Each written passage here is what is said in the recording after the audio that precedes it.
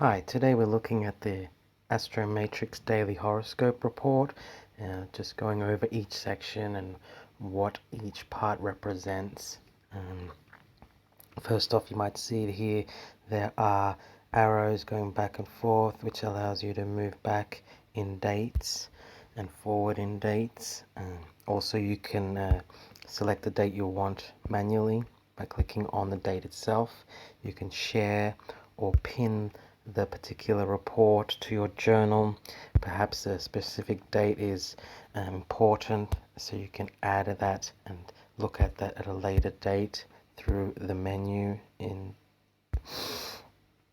Also here we have a little spanner wrench icon, which allows us to change house system, the time system to Vedic, serial mode, or more importantly the manual location, which you can either put in manually or using GPS, which makes the moon position much more accurate based around where you are.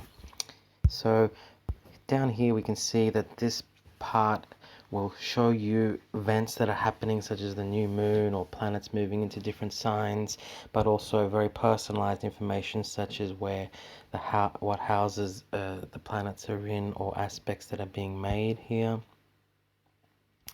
And you can click on those to find out more, for example.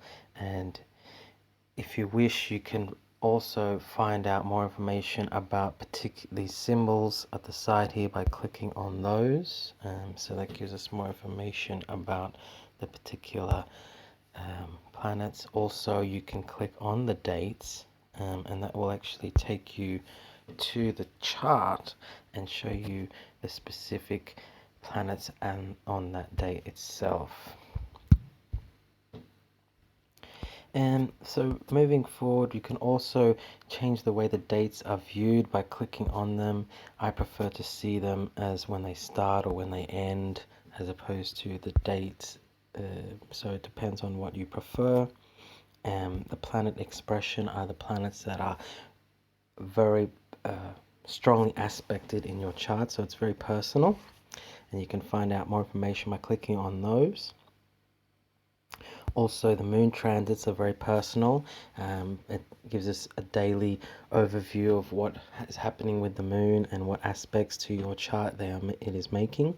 And it can depend on how strong it is. It's mainly around your emotional self, and if you're a very emotional person or moon person, then the moon transits will have more effect than if you're more of a stable, logical person. Below here we see the current moon phase, so this is non-personal. This is what is happening at your location and where the moon is. Information about that. The sunrise and sunset times are highly dependent on your location, so it's important to get those right.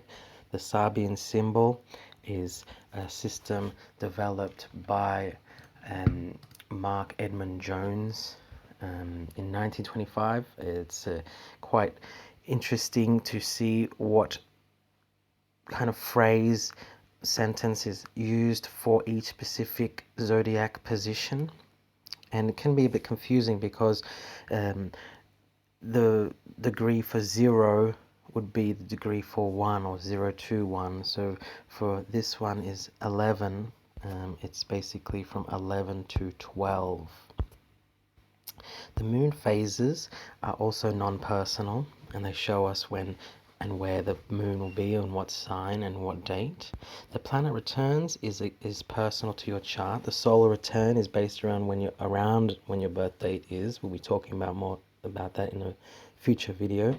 The lunar return happens every 28 days or 4 weeks or so, and it's a good time to start new projects. It's kind of like your own personal new moon, and you can also see the report by clicking on that. The planets in signs is non-personal. It shows us where the planets are at this particular time, which signs they're in, when are they going to be moving out of those signs. The blue ones are the more active, or the ones that are active at the moment. The personal number is based around numerology, so it's not astrological. Sometimes I give it more credence if perhaps it's coinciding with something with astrology. It's based around the numerology of your birth date as well as the date currently, or the date you're looking at. And so it's kind of a nice thing to look at and to take note of. The planetary hour is a very ancient system. Goes back to Hellenistic or Babylonian astrology, so thousands of years, basically saying that there's a certain planet ruling every hour between sunrise and sunset. So again, it's important to have those times accurate based on the location. You can also see when those hours are changing and shifting between planets. The retrograde calendar again shows us what planets are currently in retrograde, and when they're ending. The blue ones are currently retrograde, and the will show us when they are ending. So that's all we're going to look at for today. Let us know any comments or any other aspects of the reports you wish to find out more about. Thank you very much.